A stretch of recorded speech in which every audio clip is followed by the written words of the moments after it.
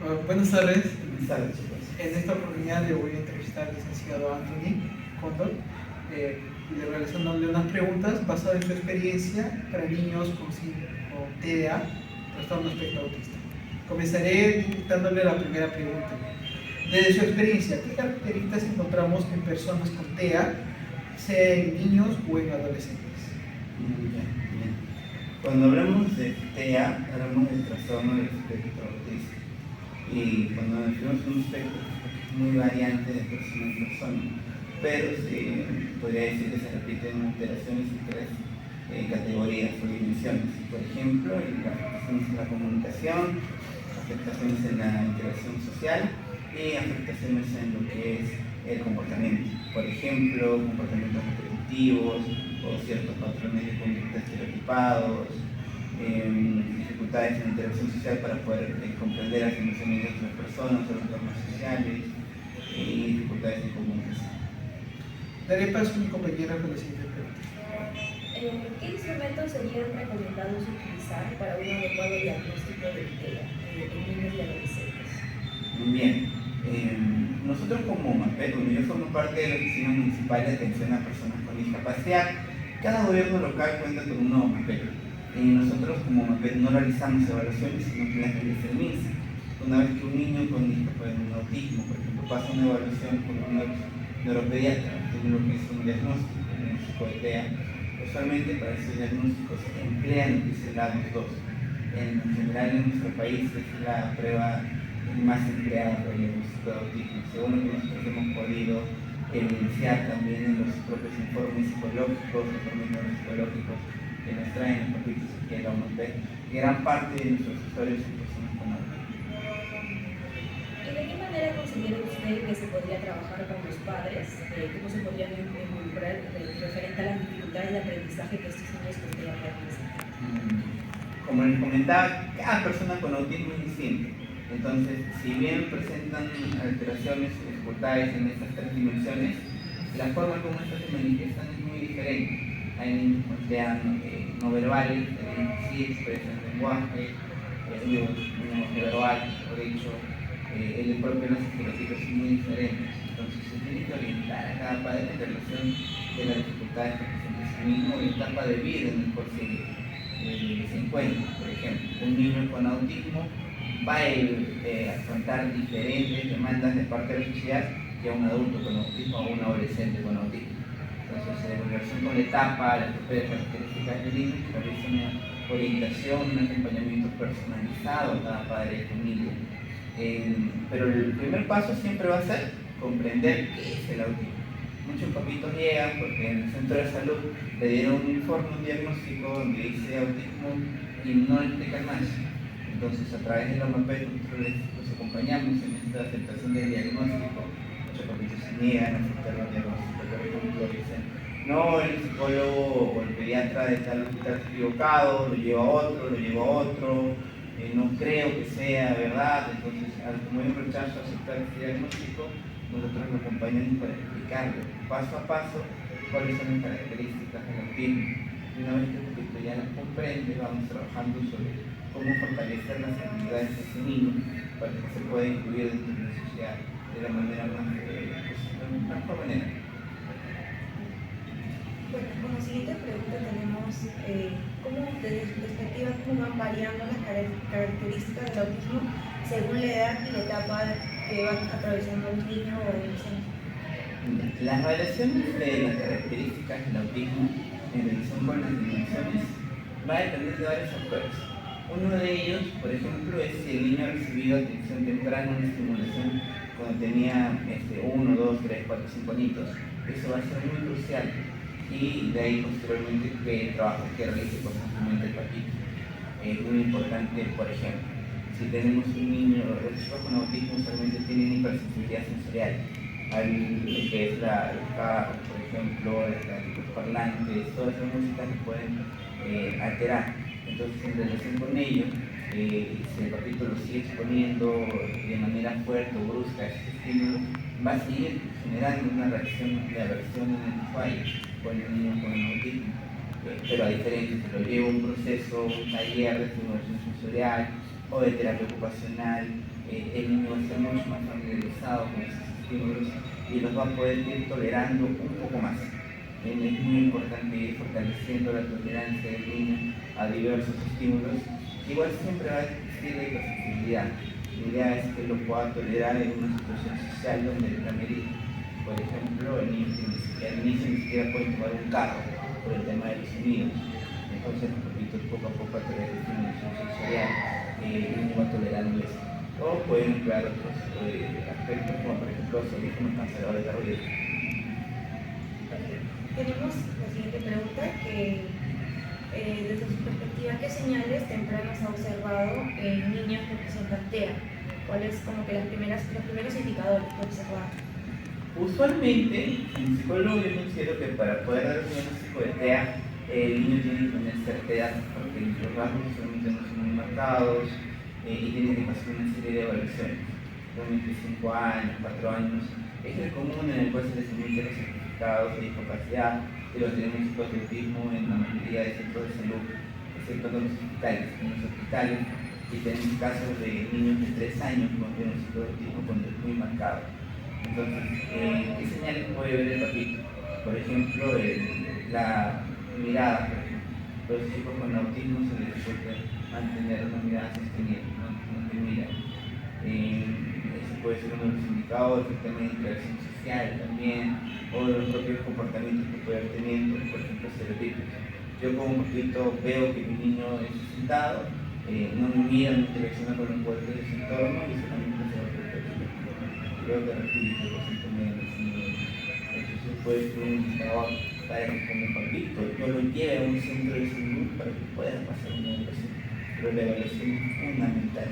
Una vez que el papito puede identificar ciertas señales y de ahí pasar todo el procedimiento de la evaluación.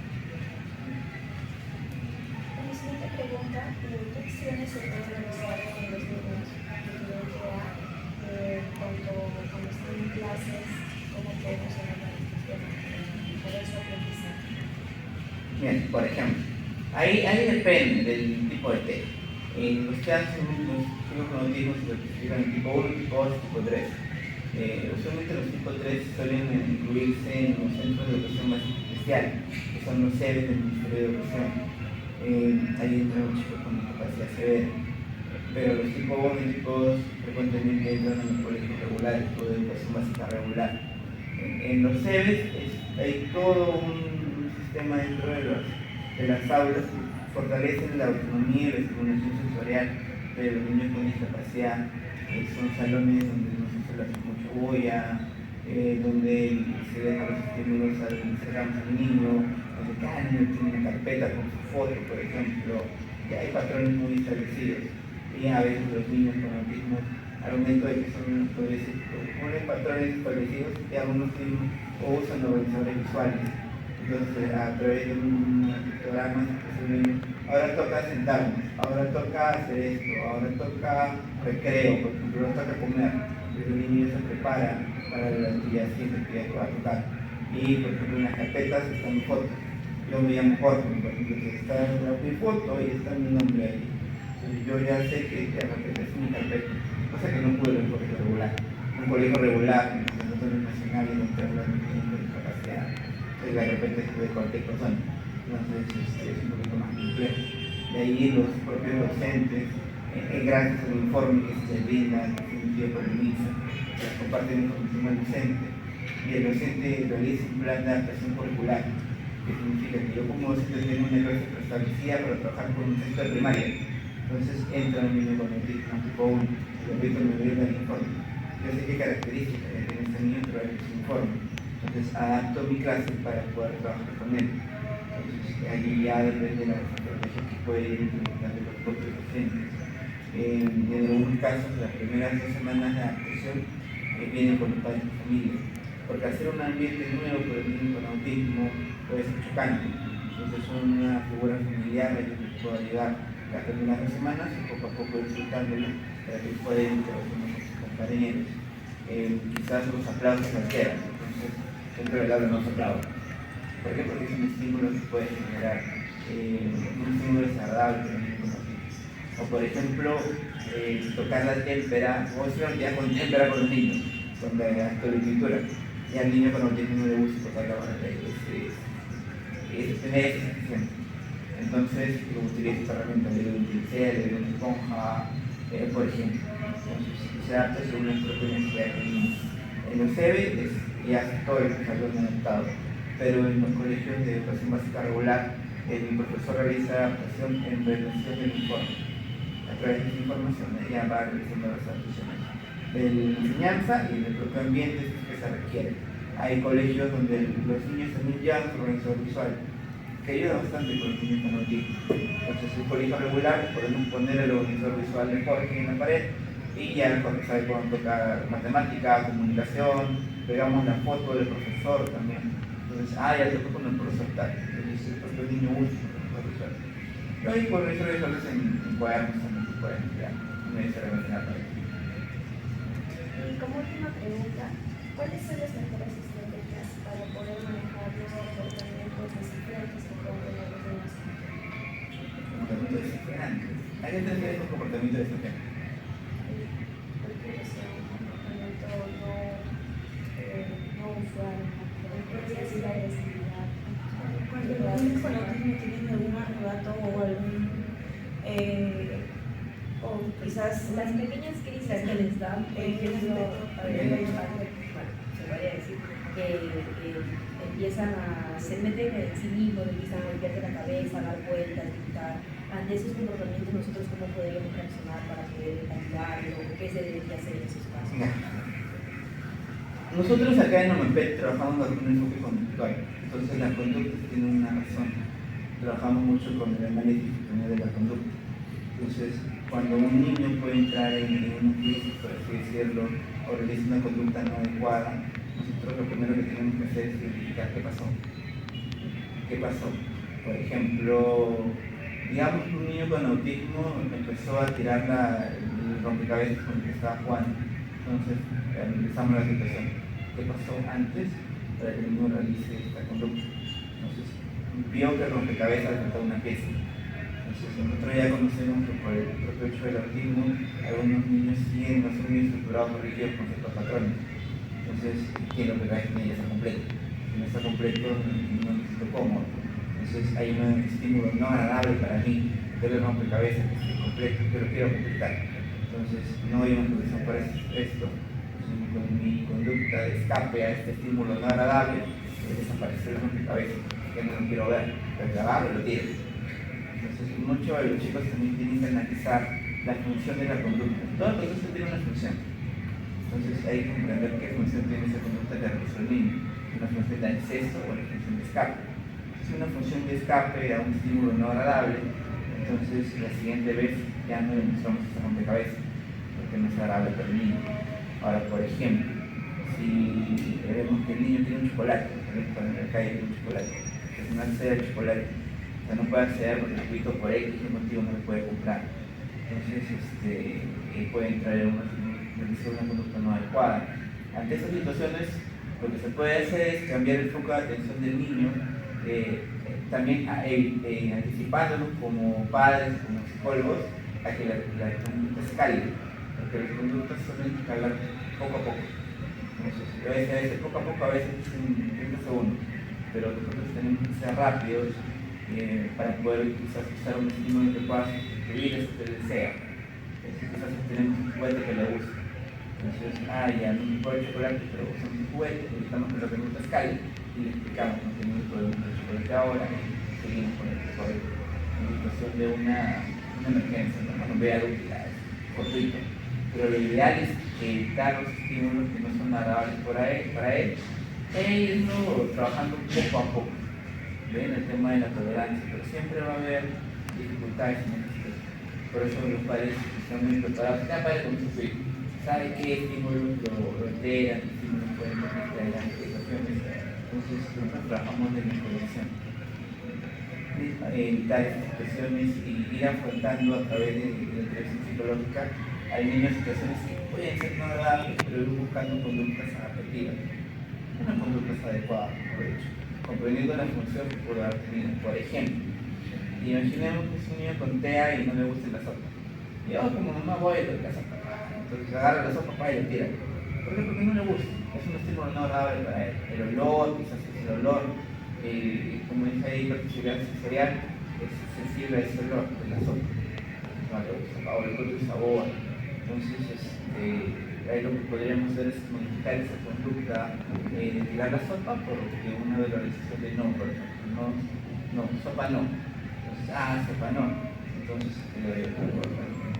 se pueda sustituir, igual cumpla con la alimentación que deben tener. La sopa es nutritiva, pero toda cosa que es muy nutritiva que se la acepte él. Entonces, ir trabajando poco a poco. O, por ejemplo, hay niños que no comen la fruta picada. Si le doy la fruta picada, no la comen. Tienen que querer pelar, porque si no la pela, la fruta no la va a recibir. Entonces, si tienen este caso, no le des fruta picada, le des la fruta para que pele él, le acompañe a pelar. Y explicarle, la pelamos, luego tiramos la basura en el tacho y luego comemos por eso. Entonces, es todo un ritual que se tiene que hacer con el niño. Va a depender del caso. Por ejemplo, yo trabajé con un niño que no quería entrar al baño a lavarse la mano o a orinar. Estaba durmiendo en otro ambiente en la sala. Pero antes entraba con normalidad. Entonces, viendo la situación, lo que le facilitaba al niño era el sonido del caño. Entonces, para haber perceptibilidad del sonido, también sucedía con el caño del lavadero de la cocina. No quería entrar a la cocina. Entonces, lo que se trabajó fue que se lave la mano con una jarrita y hacer del baño algo un poquito más agradable, poner canciones que le gusta, poner un peluche que le gusta. Entonces, poco a poco iba entrando al baño y cuando entraba ya no poníamos el grifo, sino la jarrita. Ya actualizaba la situación y el baño se volvió agradable para él, y a través de ello ya trabajamos con el tema del baño, a través del mando, por ejemplo. ¿Hay dudas, preguntas? Eso sería todo. Gracias. Ya, listo. Muy bien, gracias.